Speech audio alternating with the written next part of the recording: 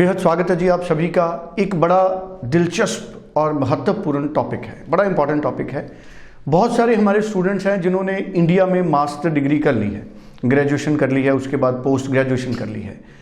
उसके बाद कनाडा में क्या उनके लिए कोई ऑप्शंस हैं? निश्चित तौर पे हैं।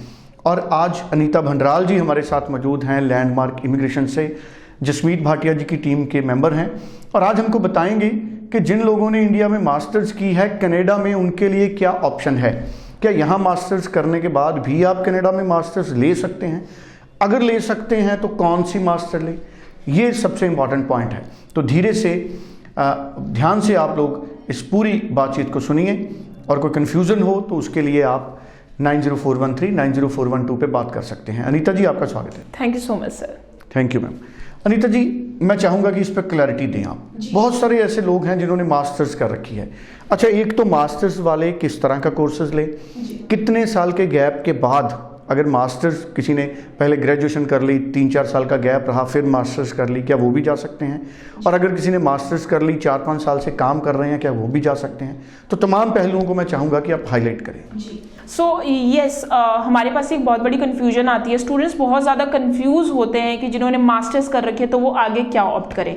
अब इसमें दो केस सिनेरियो आते हैं कि स्टूडेंट ने रीसेंट अभी ग्रेजुएशन किया था, उसके बाद ही back to back he has applied in the masters, और मास्टर्स के बाद उसने कोई जॉब नहीं करी and directly student is applying for the study visa in Canada. तो अब वो कौन से कोर्सेज के लिए जाएं?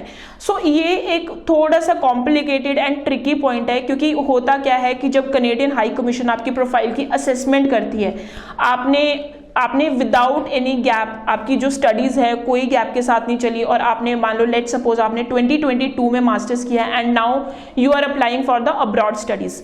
सो उस टाइम पे हमें कोर्स रेलेवेंसी को देखना is really very important, because visa officer जब आपकी फाइल को पिक करते हैं, सबसे पहला उनका ऑब्जर्वेशन यही जाता है कि स्टूडेंट ने यहाँ पे बैचलर्स करा, मास्टर्स करा, and now student is going for the Canada. So that means student ने बैचलर एंड मास्टर्स करने के बाद अपनी क्वालिफिकेशन को नहीं यूटिलाइज किया, और उसको यूटिलाइज नहीं किया एंड साथ में उसके लिए जॉब के लिए एम्प्लॉयमेंट अप्लाई ही नहीं किया, and directly student is applying for foreign education.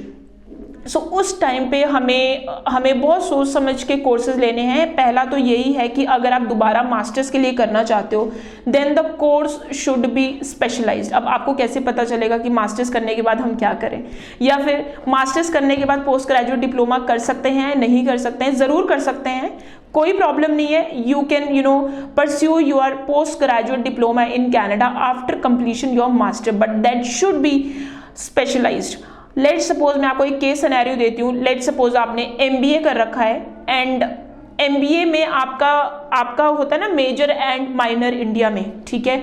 तो जो आपने मेजर किया है, आपने उसके रिलेटेड कोर्स नहीं लेना है, जो आपने माइनर किया है आपने उसके रिलेटेड कोर्स लेना है। लेट सपोज मैंने MBA किया, मेरा जो मेजर था वो ह्यूमन रिसोर्स मैनेजमेंट में था, लेकिन मेरा जो माइनर था वो था मेरा मार्केटिंग मैनेजमेंट में। तो अगर मैं अब दोबारा MBA in human resource management दोबारा करने जा रही हूँ कनाडा, या post graduate diploma in human resource management दोबारा कनाडा करने जा रही हूँ, तो अगेन वीज़ा ऑफिसर को ये लगेगा कि सेम स्टडी तो आपने इंडिया में की है, तो आप कनाडा क्या करने जा रहे हो? तो उस सिचुएशन में आपको हमेशा अपना माइनर पॉइंट उठाना है, यानी कि मार्केटिंग। आपके लिए ह्यूमन रिसोर्स मैनेजमेंट आपके लिए फेमिलियर है, वो आप ऑलरेडी पढ़ चुके हो, बट आपकी प्रोफाइल में मिसिंग क्या रहता है? आपका minor, that is marketing. So उस सिनेरियो में चाहे आप post graduate diploma in marketing management ले, या फिर post graduate diploma in masters in MBA marketing management ले, there is no problem at all, but you always need to pick your minor one.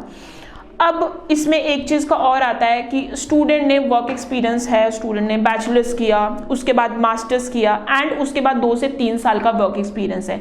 तो हम collectively आपका जो work experience है उसको पिक करेंगे, लेकिन आपका जो वर्क एक्सपीरियंस है वो भी आपका रेलेवेंट होना चाहिए। इस चीज़ का हमने बहुत ज़्यादा ध्यान रखना है। अगर मैं वैसे केस सिनेरियोज में बात करूँ, नॉर्मली बड़ी बार ऐसा होता है इंडिया में बीटेक मैकेनिकल वाला किसी कंपनी में मैनेजर होता है, बहुत नॉर्मल है ये, ठीक है? क्योंकि यहाँ पे कहीं ना कहीं लोगों को क्वालिफिकेशन से नहीं, हम उसके एक्सपीरियंस से उसको जज करते हैं कि उसके पास कौन सी जॉब मार्केट का एक्सपीरियंस है। सो अगर आपका जो एक्सपीरियंस है वो आपका बिल्कुल relevant to your studies, then हमारे लिए बहुत ईजी हो जाएगा आपका प्रोग्राम देने के लिए। लेकिन अगर वो आपकी फील्ड से थोड़ा सा हिलता हुआ है, then you just need to discuss your case with us, you know, because हर केस का एक अलग पॉइंट होता है। हर केस को कैसे, कौन सा कोर्स देना है, उसको एसओपी में क्या हमने डॉट्स कनेक्ट करने हैं, दैट्स रियली वेरी इंपॉर्टेंट। सो ये कुछ चीज़ें हैं, तो आपको ये चीज़ें कोर्सेज बहुत सोच समझ के लेने। चलिए, thank you so much Anita ji. बहुत इंपॉर्टेंट इन्फॉर्मेशन हमारे साथ अनीता जी ने शेयर की है। स्टूडेंट्स को कोई भी कन्फ्यूज़न है तो 90413 90412 पे बात करें, अनीता जी से मिलें, जसमीत भाटिया जी से मिलें और पूरी क्लैरिटी लें। Thank you so much. Thank you so much.